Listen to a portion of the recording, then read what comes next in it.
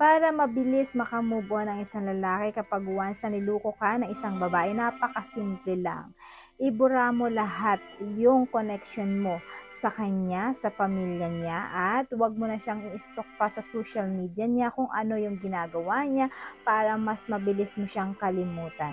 Gumawa ka ng ayan, mga dapat gawin na hindi na siya kasama, ayan.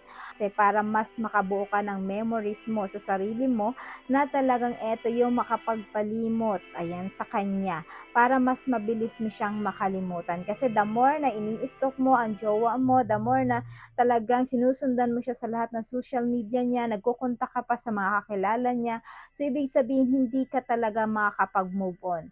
The more nag stalk ka, the more na ikaw ay nai-stress, the more ka na talaga nasasaktan ka. Kasi nga, iniisip mo pa, ini-stalk mo pa siya sa lahat ng mga koneksyon, sa lahat ng mga kakilala niya at sa lahat ng social media niya. Dapat i-block mo na siyang lahat para mas mabilis kang makapag-move on, mga kasawi, kapag once na niloko ka ng isang babae.